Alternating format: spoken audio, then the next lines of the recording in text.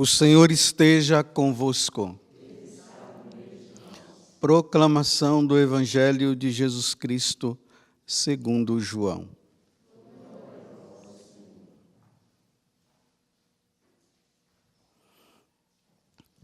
Houve uma festa dos judeus e Jesus foi a Jerusalém. Existe em Jerusalém, perto da Porta das Ovelhas, uma piscina com 5 pórticos, chamada Betesda em hebraico. Muitos doentes ficavam ali deitados, cegos, coxos e paralíticos. De fato, um anjo descia de vez em quando e movimentava a água da piscina, e o primeiro doente que aí entrasse, depois do borbulhar da água, ficava curado de qualquer doença que tivesse. Aí se encontrava um homem que estava doente, havia 38 anos. Jesus viu o homem deitado e, sabendo que estava doente há tanto tempo, disse-lhe: "Queres ficar curado?" O doente respondeu: "Senhor, não tenho ninguém que me leve à piscina. Quando a água é agitada, quando estou chegando, outro entra na minha frente." Jesus disse: "Levanta-te, pega a tua cama e anda." No mesmo instante, o homem ficou curado, pegou sua cama e começou a andar. Ora, esse dia era um sábado.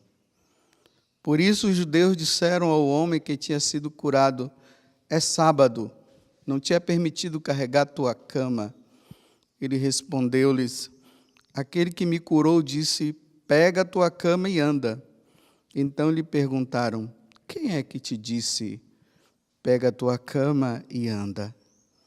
O homem que tinha sido curado não sabia quem fora, pois Jesus tinha afastado da multidão que se encontrava naquele lugar.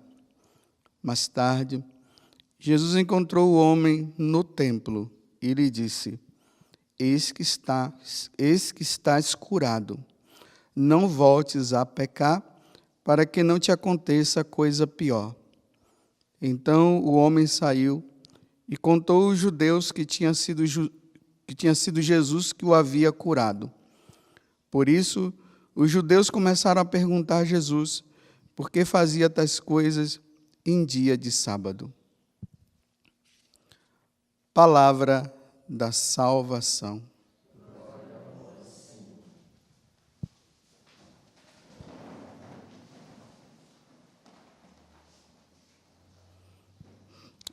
Eu li errado aqui, né? Os judeus começaram a perseguir Jesus. E eu falei perguntar a Jesus. Porque essa palavra perseguir, ela é muito importante para a meditação do Evangelho de hoje. Esse Evangelho de São João, que é o capítulo 5, nós estamos do versículo 1 ao 16, nós podemos pegar várias partes aqui e fazer uma meditação até muito boa, todas elas. Mas eu não posso deixar de fazer essa meditação dentro do contexto que nós estamos vivendo. Nós estamos na 4ª semana da Quaresma. Essa 4ª e a 5ª semana, que culmina na Semana Santa depois, é chamada também a Semana da Paixão, porque João ele vai nos introduzir naquilo que dá o sentido do porquê que as autoridades religiosas daquele tempo mataram Jesus. O que foi que levou ele à morte? Jesus veio para nos salvar, para nos redimir. Mas o que é que as autoridades religiosas foram fazendo, percebendo em Jesus que eles disseram: nós temos que eliminar esse homem. Não dá para ele ficar desse jeito, não. Por isso que essa palavra perseguir, ela é importante. Nesse tempo da Quaresma, muitas pessoas fizeram e estão fazendo a Via Sacra. Então está ali a Via Sacra, primeira estação, Jesus é condenado, e aí vai caminhando, vamos caminhando, até chegar ao momento em que ele é sepultado. Vocês veem que é um caminho que é feito, tanto que a via sacra ela é recomendada para quando se for fazer, se faça dessa forma, caminhando, de estação em estação. Claro, você pode fazer sentado, você pode pegar ali meditando, você pode, mas é bom fazer esse caminho, né? A via cruz. Porque, na medida que nós vamos caminhando, nós vamos nos situando na morte de Jesus. E esse caminhar e as meditações que são feitas, não é somente para a gente ficar ali dizendo, ele morreu por mim e começa a chorar. É para nós entendermos que aquele caminho de padecimento, de sofrimento de Jesus, é o caminho que a igreja fará. É o caminho que eu farei e você também fará. Se as pessoas pensam que o cristianismo, que o catolicismo é a religião da boa vizinhança, do spa e da paz, não é. Jesus mesmo disse que ele não veio trazer a paz, ele veio trazer a espada. Então, na medida que nós vamos caminhando, nós vamos lá, primeira estação, Jesus foi condenado. Bem, se Jesus foi condenado à morte, a igreja também será condenada. E como eu faço parte da igreja, eu também serei. É assim que nós vamos fazer da via sacra. Jesus foi crucificado. Se Jesus foi crucificado, a sua igreja também será crucificada. E como eu faço parte da igreja, eu também serei crucificado. Jesus morre na cruz. Assim como Jesus morreu na cruz, a igreja também morrerá. Ela tem que passar pela morte. E como eu faço parte da igreja, eu também serei morto. E Jesus ressuscita. Assim como Jesus ressuscitou, a igreja ressuscitará. E como eu faço parte da igreja, eu ressuscitarei um dia. Mas essa ressurreição tem que passar por essa via cruz. Vocês entenderam aqui? Então, tá bom. Uma vez que vocês entenderam, é preciso trazer para a vida. Então, vamos ao Evangelho. Ontem eu disse para vocês o seguinte: a igreja coloca esse Evangelho de São João, a partir do capítulo 5, vocês estão vendo que é o capítulo 5, ela vai nos mostrar o que levou os judeus a matarem Jesus. Hoje é a primeira causa. Qual foi a primeira causa? Estamos aqui nessa piscina, estavam lá os cegos, os coxos, que ficavam ali esperando um momento que aquela água pudesse mexer, para que os coxos, os paralíticos e os cegos pudessem entrar, e o primeiro que entrasse seria curado. Né? A gente vê que aqui já tem até uma superstiçãozinha, né? Porque só o primeiro, o segundo não pode também, não? E o terceiro não pode? Então, era o primeiro, entrasse. Aí Jesus encontra esse homem doente, que estava lá deitado, com essa doença de 38 anos, e Jesus disse para ele, olha, você quer sair dessa aí? Mas ninguém me leva. Aí Jesus disse, tá, levanta, vai, pega a maca e vai embora. Aí o cara levantou e foi curado.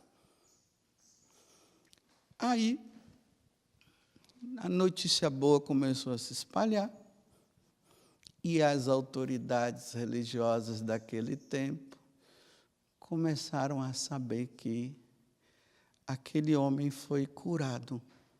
Olha bem, em vez de eles se alegrarem, né? 38 anos o cara naquela condição. E agora o homem está andando por ali.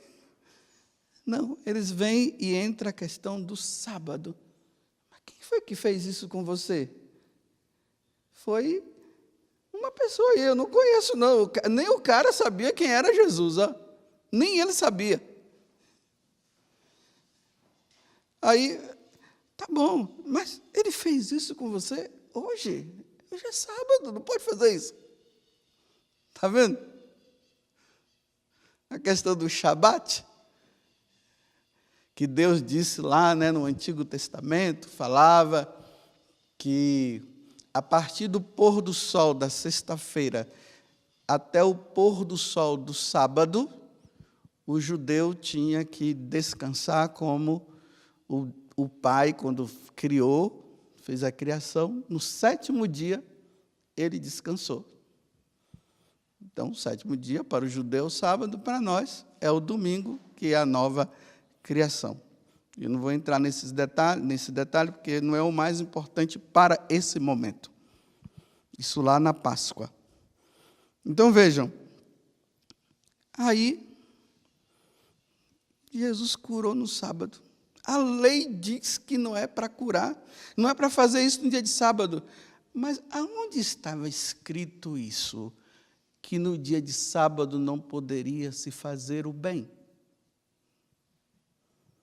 Se disse que era o dia do descanso, não era o dia de trabalhar, não é um dia de trabalhar para ganhar dinheiro, para enriquecer. É um dia em que vai dizer assim, né, que durante a semana vocês trabalham, mas no sétimo dia vocês devem descansar. Então tá bom, não é um trabalho lucrativo, não é para ganhar dinheiro. É um dia do Senhor. E no dia do Senhor também se faz o bem. Aí no capítulo 3 do Evangelho de São Marcos, que eu falei ontem, quando Jesus cura aquele homem da mão seca, aí Jesus está lá no templo, está o homem de mão seca lá, aí Jesus chama o homem assim, coloca ele bem no meio.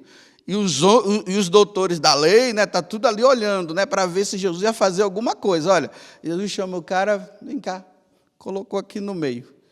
E eles agora ficam olhando, né, para ver o que é que vai acontecer. Aí Jesus olha para eles e diz assim, bem, vem cá. No dia de sábado, é melhor fazer o bem ou o mal? Curar ou deixar doente? E eles não tiveram resposta, ficaram calados. Aí Jesus se irrita e diz para o homem, você está curado. E o homem ficou curado mesmo. Aí, ali diz assim, e a partir daquele momento eles tramaram como matar Jesus. A forma de matar Jesus. A mesma coisa aqui. Jesus curou o homem no sábado, e aqui está no final, depois diz assim, olha, então o homem saiu e contou aos judeus que tinha sido Jesus que o havia curado. Por isso, os judeus começaram a perseguir Jesus, porque fazia tais coisas em dia de sábado. Agora começa a perseguição. Por isso que eu disse ontem, né? O milagre, a cura que Jesus faz, leva o quê? A morte dele. Se Jesus não tivesse feito esse milagre aí, talvez iriam por outras vias, mas aqui eu estou falando do Evangelho de São João. Vocês vão ver que nós vamos entrar no capítulo 6, depois nós vamos para o 7. Vocês vão ver aquele momento que Jesus fala da questão da verdade, e eles começam a ficar discutindo e fazendo um monte de pergunta para Jesus, e Jesus vai respondendo. E nisso tudo eles estão tramando, estão procurando uma forma para matar Jesus. Por quê? Interpretaram a lei de Deus de forma errada. Jesus disse que ele veio aperfeiçoar, não foi? Ele não veio abolir a lei, veio aperfeiçoar. Então, porque Jesus curou no dia de sábado, lembram que Jesus passou lá no meio de uma plantação e colheu o trigo? Eles quiseram matar também? Não foi assim? E outras coisas que Jesus fazia no sábado, que eles interpretaram, que tinha que ficar tudo quietinho lá, de barriga para cima, senão de joelho, adorando a Deus, não podia se fazer o bem. Então, o que é que nós vamos trazer para a nossa vida? Primeira coisa, meus irmãos, Jesus, a perseguição começa a Jesus por causa da interpretação errada da palavra de Deus, do que Deus havia falado. Vamos dizer assim, você sabe quando você pega uma palavra e pega ela pela metade e a partir daquela metade você usa como verdade? Não pega o contexto todo, explica pela metade e exige da pessoa que ela faça? Parece os tempos modernos, né? Os tempos de hoje não são assim? As pessoas manipulam a verdade e, a partir dessa manipulação da verdade, eles jogam uma mentira e a pessoa acaba acreditando naquela verdade, naquela mentira, achando que é uma verdade. Por exemplo, quantas vezes vocês já viram aí pessoas que pegam uma frase de alguém pela metade e joga na internet e o pessoal cai em cima? A pessoa está vendo que é só uma frase. Por que cai em cima? Por que não pega, então, tudo que a pessoa falou para entender o contexto? E aí começa a perseguição. Por isso que eu tenho dito para vocês o seguinte: hoje, quando alguém fala para você, você tem que ouvir, depois ver se aquilo ali é real, para depois você poder fazer, porque hoje não dá para acreditar em qualquer pessoa. E cada um vai manipulando, vai dizendo, é assim e tal. Aí quando você faz uma pergunta, aí a pessoa diz bem assim para você: você é rebelde. Mas me explica isso aqui. Eu não vou falar não. Ó, se não quer falar, tem alguma coisa errada. Quantas pessoas que têm assinado papéis aí, aonde o outro está dizendo para você algo que não é real, e a pessoa vai lá e assina. Você não pode assinar. Você sabe que está errado. Por que você assinou? Por obediência? Você está assinando a sua forca, então, ali, né? Não, se está errado, está errado. Se é verdade, é verdade. Assuma, nós católicos precisamos assumir as consequências dos nossos atos, mas assumir as consequências de atos que não são nossos, nunca, jamais. E aí entra o quê? O respeito humano. Por respeito humano, o inferno está cheio. E a pessoa fica ali e acaba não fazendo. Às vezes o que deve ser feito não faz. Porque não entra na verdade. No mundo de mentira, nós precisamos estar atentos para ver o que é a verdade, para aí sim eu seguir e fazer. Então, Jesus agora, olha, quando eu falei para vocês assim, né, que Jesus estava lá na sinagoga, que chamou o homem e colocou aqui no meio, para mostrar para aqueles caras que ele ia curar no sábado, porque no sábado se deve se fazer o bem. Jesus, quando ele chama o homem e coloca ali no meio, ele estava colocando longe dele o respeito humano. Ele poderia muito bem chamar lá no canto, escondido, porque os caras estavam vendo ele, né? Ele não, ele chama o cara aqui, ó, vem cá. Agora mostra para eles, posso ou não posso? Ninguém respondeu nada, ele foi lá e curou. E agora ele vai assumir as consequências. A consequência dele ter feito tanto aquela cura como essa, é agora a perseguição. Estão entendendo agora por que a igreja é perseguida nesse mundo? Por que a igreja católica é tão perseguida? Olha, francamente, vamos observar. Os evangélicos não são perseguidos assim. Pelo contrário, os evangélicos eles perseguem a Igreja Católica. As outras religiões, elas não se perseguem entre si. Elas só perseguem a Igreja Católica. Tudo é Igreja Católica, já observaram? Quando fala de religião, aí todo mundo pode professar a sua fé. Só a Igreja Católica que não pode. Já observaram? Quando a Igreja Católica, os católicos começam a professar a sua fé, há uma perseguição em volta dela. Mas por que há tanta perseguição em volta da Igreja Católica? Porque ela é a certa. Porque nela está contida as verdades. A plenitude da verdade está nela. É por isso que só há perseguição para a Igreja Católica. E aí quando eu falo Igreja Católica, perseguição a você. Tanta perseguição hoje, né? Olha, a verdade, a Eucaristia é uma verdade, é uma necessidade que nós temos que ter. Imagine a Igreja Católica sem a missa. Ela não sobrevive.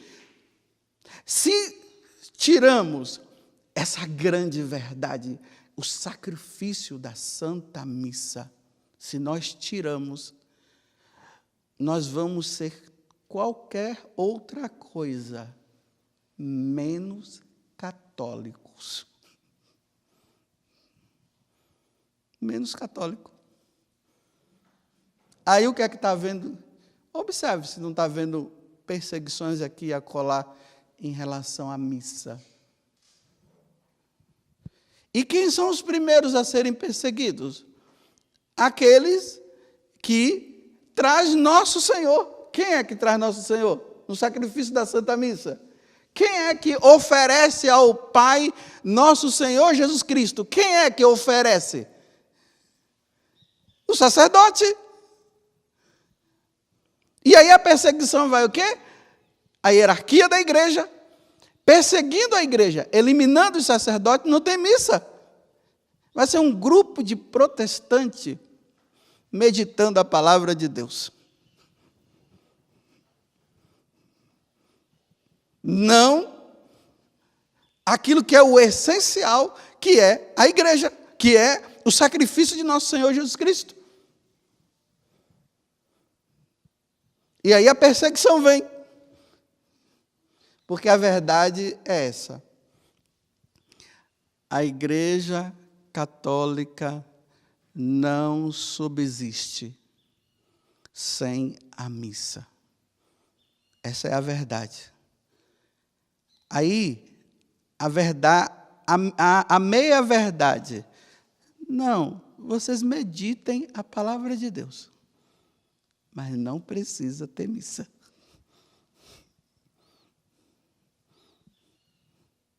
E aí, no mundo de perseguição à igreja,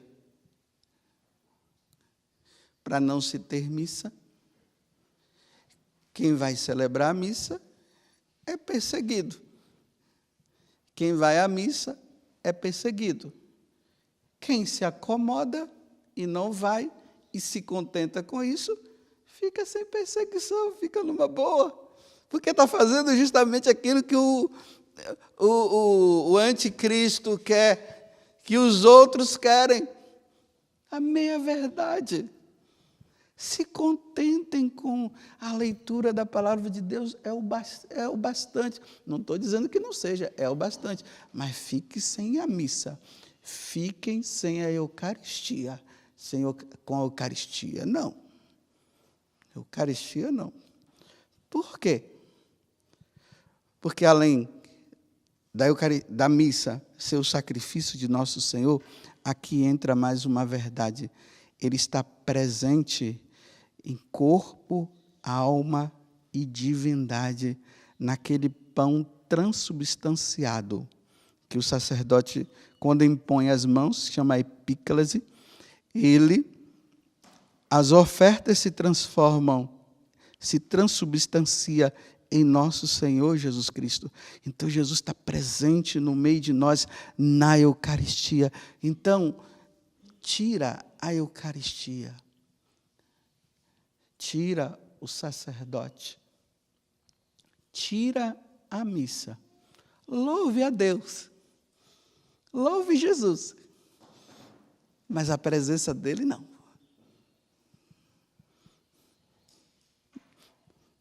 A meia-verdade, está vendo? E aí tem muitos católicos se contentando, né, em ficar sem a missa. Tem muitos católicos que só estão se contentando somente em cantar louvores a Deus, músicas bonitas, né, emocionantes. As pessoas ficam tudo assim, até choram. Até pregações até de pessoas até que falam até bem. Mas como é que vai se sustentar sem a Eucaristia, sem o sacrifício da missa? Não se sustenta. E aí é muito fácil para manipular mais ainda a pessoa e tirar Jesus. Começa assim, olha, começa pelo sacerdote, em consequência do sacerdote vem a Eucaristia, aí fica só com a palavra de Deus, depois tira a palavra de Deus e coloca o que quiser na tua boca. Coloca o que quiser na tua vida. Porque já não tem mais os ministros de Deus para atualizar, para renovar o sacrifício único de nosso Senhor Jesus Cristo. Vocês estão entendendo para onde é que nós estamos caminhando? Por isso, né, a mídia toda hora fica colocando o quê? Os pecados dos padres, fica colocando os pecados dos padres. Olha, esses dias agora, lá na Diocese de Caruaru, lá em Pernambuco, um sacerdote morreu dando a vida. Esqueci até o nome dele. Como? Hernaldo? Fernando. O padre Fernando. O que foi que esse padre Fernando fez? Estava tendo lá, eu não sei, tinha uma mulher, uma mãe, uma criança se afogando. O sacerdote, ele foi lá, se jogou lá no rio, pegou a criança, salvou a criança, depois ele se joga de novo, né, e a correnteza estava forte, pelo visto, ele pega a mulher, traz a mulher e empurra, e joga a mulher assim, mais para a margem, né? E depois ele estava tão enfraquecido que ele foi levado e morreu afogado. Por que a mídia não falou isso? Só fica falando de padre que saiu com mulher, que não sei o quê, que teve um caso lá. Por que não mostra o lado bom? Porque isso eleva a imagem do sacerdócio. O homem que dá a vida, nós fomos formados para dar a vida para vocês. Primeiro vocês, depois nós damos a vida por vocês. Esse padre deu a vida por uma mulher, uma criança. Ele exerceu o sacerdócio dele na sua plenitude, da mesma forma como Jesus exerceu quando ele estava na cruz, dando a vida por nós. Não há maior amor do que dar a vida pelos amigos e até pelos inimigos, se for preciso. Por que a mídia não mostrou? Agora, inventam uma mentira em relação a um bispo, em relação a um padre, mas também eu não vou dizer que tem coisas que são verdade, que tem verdades também. Aí coloca, aí o povo começa, é isso mesmo, eu não quero mais saber de nada. Olha, é isso que o diabo quer, eu não vou mais na igreja, tá? Os padres são tudo aí, são tudo pecador, eu não quero saber de missa, eu vou rezar na minha casa. Reze só na sua casa, sem a Eucaristia, que você vai ver se você vai ter força para lutar contra Satanás. Satanás não tem força e nunca vai ter em relação à Igreja Católica, primeiro, porque a Igreja Católica tem um sacrifício único de nosso Senhor Jesus Cristo, que é atualizado, e nós cremos. Jesus está agora nessa missa, a partir do ofertório vai começar o sacrifício dele, que aconteceu lá e que está acontecendo agora. E depois, nós somos alimentados por Ele. Quando nós saímos daqui, nós saímos com Jesus dentro de nós. Como é que Satanás vai ter força para conosco se nós temos Jesus dentro de nós? Aí Satanás, vou terminar de novo. Aí Satanás está sendo esperto. Ele está denegrindo a imagem do sacerdote, para depois os fiéis não irem à missa, para depois eles não comungarem, e depois a missa ser abolida, que jamais será abolida, nunca vai ser abolida. Mas uma maior parte dos católicos vão viver como protestantes, sem missa. Porque Jesus veio à Terra para celebrar a missa. E a missa é o sacrifício da cruz. Aí ele coloca preguiça na gente, o demônio. Aí agora essa situação aí, né, fecha as igrejas, não vou entrar no mérito da questão, fecha as igrejas, aí vai fechando as igrejas. E a gente vai ficando sem o essencial. Aí, de católicos, viramos protestantes, e de protestantes viramos pagãos. Eu conheço muitos católicos que se tornaram protestantes.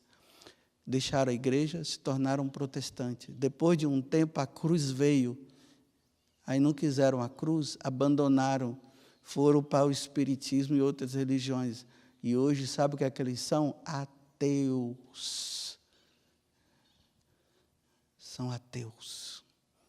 Louvado seja nosso Senhor Jesus Cristo. E a nossa Mãe Maria Santíssima.